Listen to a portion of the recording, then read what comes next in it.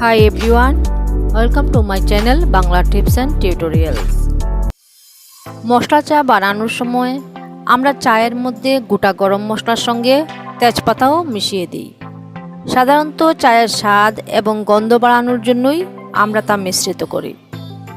আজ আমরা জানব তেজপাতা মিশ্রিত চায়ের উপকারিতা সম্পর্কে।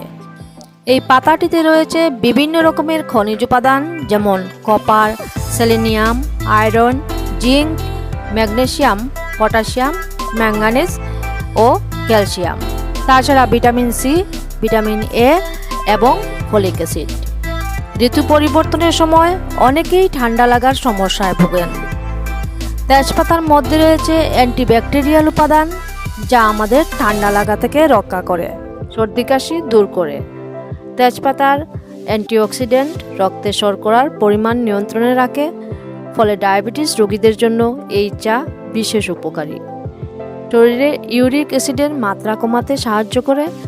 এক্ষেত্রে দিনে কম করে 2 কাপ চা খেতে হবে। তেজপাতার চায়ে থাকা প্রদাহ রোধকারী উপাদান আর্থ্রাইটিসের ব্যথা উপশমে সাহায্য করে।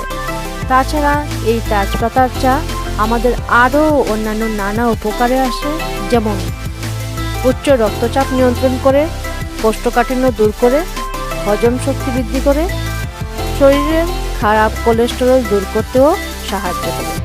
এবার আমরা জানব তেজপাতা চার প্রস্তুত প্রণালী সম্পর্কে। 1 কাপ জলে 3-4টি তেজপাতা নিয়ে হালকা আঁচে 5 মিনিট ফুটিয়ে নিয়ে এই চা প্রস্তুত করতে হবে।